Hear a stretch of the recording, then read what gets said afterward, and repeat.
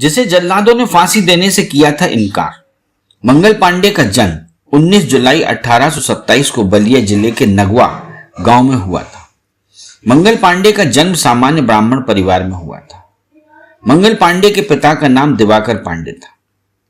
मंगल पांडे की माता का नाम अभय रानी था।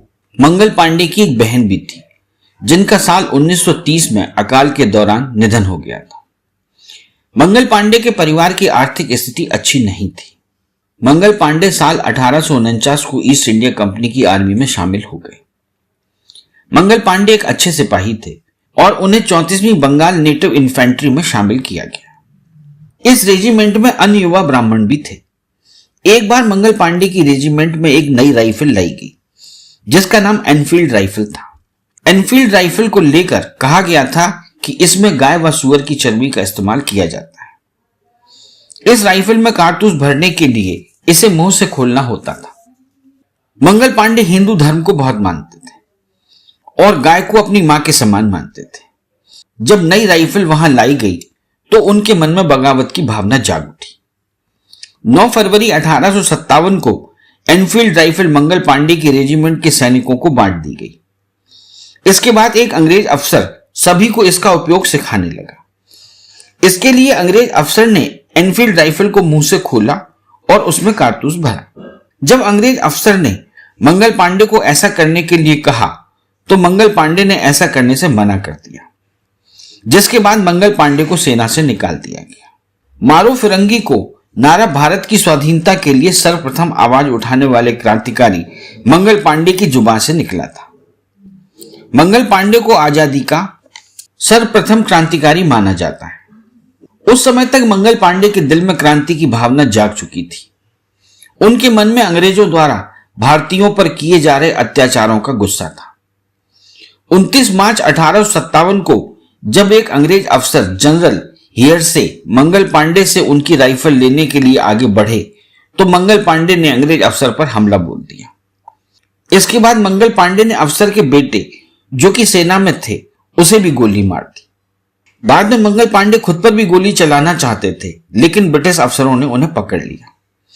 6 अप्रैल 1857 को मंगल पांडे को फांसी की सजा सुना दी गई।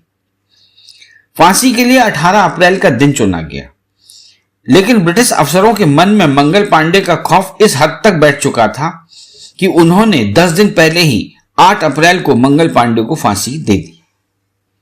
हालांकि उस समय जल्लादों ने मंगल पांडे को फांसी देने से इनकार कर दिया था, जिसके बाद कोलकाता से 4 जल्लाद बुलाए गए। फांसी के बाद भी ब्रिटिश अफसर मंगल पांडे के शव के करीब जाने से भी डर रहे थे। मंगल पांडे की मौत ने भारतीयों के अंदर क्रांति की एक लहर पैदा की। मंगल पांडे की मौत के बाद उत्तर प्रदेश की एक सेना की छावनी में इस घटना के विद्रोह में बहुत से लोग सामने आए। सभी लोग कारतूस राइफल के उपयोग का विरोध करने लगे। धीरे धीरे विद्रोह विकराल रूप लेने लगा। कहा जाता है कि इसके बाद ही देश के पहले स्वतंत्रता संग्राम की क्रांति की लहर देश में फैल गई। अंग्रेज लेखक चार्ल्स बॉल और रॉबर्ट दोनों ने लिखा है कि उसी दिन से सन 1857-58 के समस्त क्रांतिकारी सिपाहियों को पांडे के नाम से पुकारा जाने लगा। मंगल पांडे के इस बलिदान से क्रांति की अग्नि और भड़क उठी। उसकी लपटें सारे देश में फैल गई। एक अंग्रेज लेखक मार्टिन ने लिखा है कि मंगल पांडे को जब फांसी दे दी गई उसके बाद समस्त भारत की सैनिक छावनियों में जबरदस्त विद्रोह प्रारंभ हो गया। बैरकपुर के अलावा मेरठ, दिल्ली, फिरोजपुर, लखनऊ, बनारस, कानपुर, फैजाबाद आदि स्थानों पर भारतीय सैनिकों ने विद्रोह किया, जो 1857 के प्रथम स्वतंत्रता संग्राम के नाम से प्रसिद्ध हुआ। इस क्रांति का नेतृत्व बहादुर शाह जफर, नाना साहब, तात्या टोपे, रानी लक्ष्मीबाई, राजा कुंवर सिंह, मौलवी लियाकत अली, बेगम जीनत महल व बेगम हजरत महल जैसे नेताओं ने अलग अलग स्थानों पर किया। इस संग्राम ने अंग्रेजी हुकूमत की नींव हिला दी और उन्हें भारतीय क्रांतिकारियों की शक्ति का एहसास करा दिया।